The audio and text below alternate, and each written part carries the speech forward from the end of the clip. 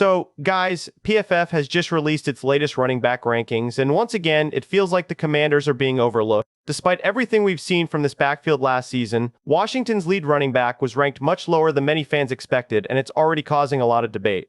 So, I am going to break down why PFF made this decision, whether it's actually justified, and why this ranking could end up looking like a massive mistake by the end of the season. What's up, Commander Nation? Welcome to NFL Playbook Commanders. If you're new here, don't forget to hit that subscribe button. So guys, PFF put Jacory Croskey-Merritt in 30th position in their running back ranking. Now, I get rankings are subjective, but when you actually sit down and look at what this man did as a 7th round rookie, running back 30 does not add up.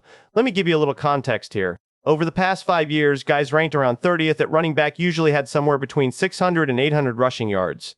And Croskey-Merritt did that as a rookie, a 7th round pick on 175 carries. So yeah, on paper, he fits that range. But most guys putting up those numbers at that ranking are veterans with a real settled role, not a rookie fighting for every single carry. And that's where it stops making sense, because once you look past the surface numbers, this ranking just does not hold up. Now here's the thing everybody needs to understand about Croskey-Merritt's game last year. He wasn't just gaining yards, he was gaining them efficiently, and that shows up in one number that actually is league leading.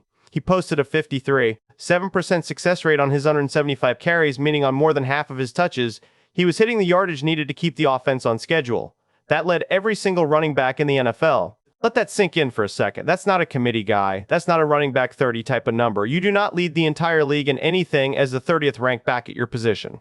That's just not how this works. Now, if we look at the advanced metrics, the stuff that the community actually cares about, this is where his case gets even stronger. 34 missed tackles forced. That number puts him in the top 10 among all running backs in the league.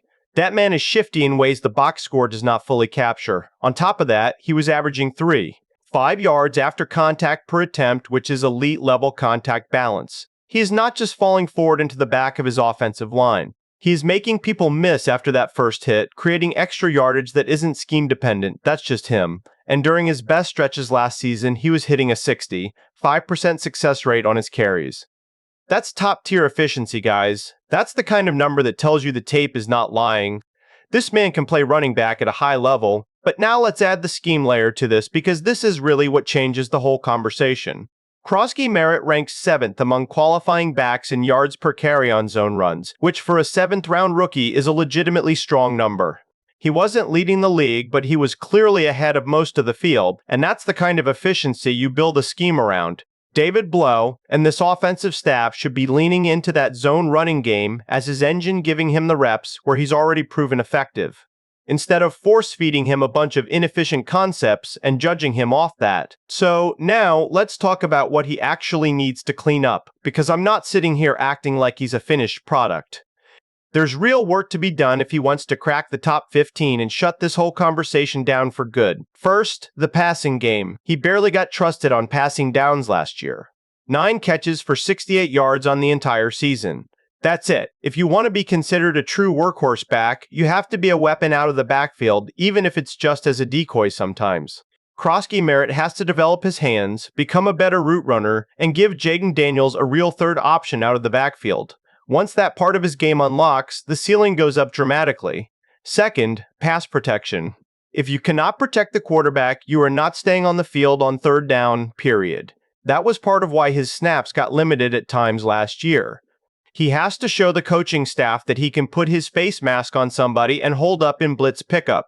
Third, and this one's simple, ball security. There were multiple fumbles last season, some of them in back-to-back games, and you already know Dan Quinn does not play around with turnovers. Once you put the ball on the ground, you're finding yourself on the bench no matter how talented you are.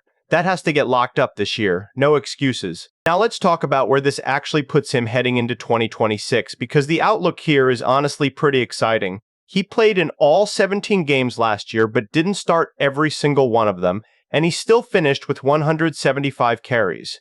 If he gets bumped up to 12 or 13 carries a game this season, that puts him somewhere around 210 to 220 carries for the year.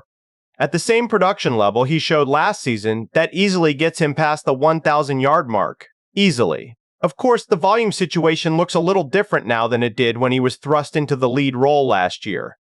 The Commanders brought in Rachaad White, who's a premier pass-catching back with an existing relationship with Jayden Daniels, and they doubled down by drafting Kaytron Allen, Penn State's all-time leading rusher. a short yardage thumper who's going to steal some goal line work. So realistically, you're looking at a three-man committee. Croskey-Merritt as the early down, feature-style back, Rachaad White mixing in on passing downs, and Kaytron Allen handling some of that short yardage, hammer-type work. But here's the thing. Even with a volume cap, if Croskey-Merritt gets anywhere close to 220 to 250 carries, based on the efficiency he already showed, he's a 1-200-yard back easily. The talent was never the question. It was an opportunity. And as long as this offense stays competitive and keeps the Commanders in games, the carries will be there. And if you want proof this isn't just projection, go back and watch what he did in Week 5 against the Chargers.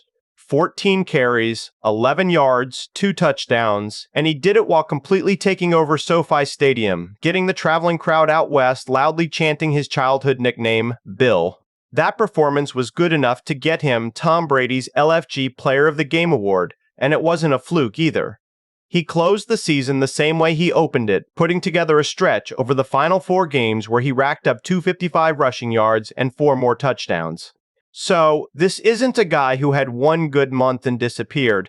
This is a guy who showed up in big moments early, dealt with some rookie growing pains in the middle, and then finished the year proving exactly why the coaching staff trusts him going into year 2. Now, while we're on the topic of this offense adding pieces around Jayden Daniels, there's another storyline developing that I think deserves just as much attention, and it actually ties right back into this same offense. Stefon Diggs has been a name floating around Washington for months now, and this week it got a lot more real. Chaisson, who's already in the building, hopped on Diggs' Instagram and commented, "Raise hail," under one of his workout videos.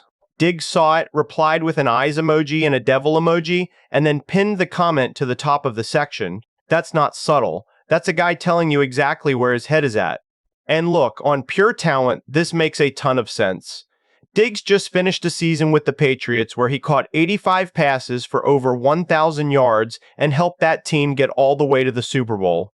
At his age, coming off everything he's been through, that's a serious level of production. He grew up in this area, he's talked openly about wanting to come home, and the front office has more than enough cap space to make a one-year prove-it type deal work. But it hasn't been simple because there's been legal noise surrounding him.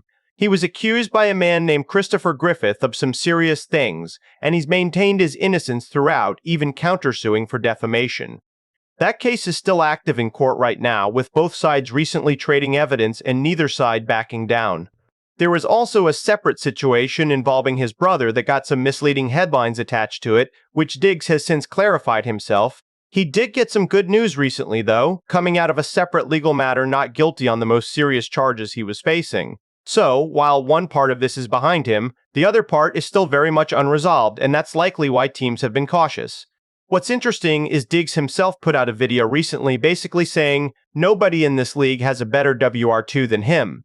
Whether you agree with that or not, it tells you he's aware of his market and he's positioning himself as a complementary piece, not a locker room disruption. For a team that still needs a legitimate second option opposite Terry McLaurin, that's exactly the kind of fit worth watching closely. So when you put it all together, a backfield led by a guy the analytics community is sleeping on in Croskey-Merritt and a receiver room that might be one signature away from adding a proven, still productive weapon in Diggs.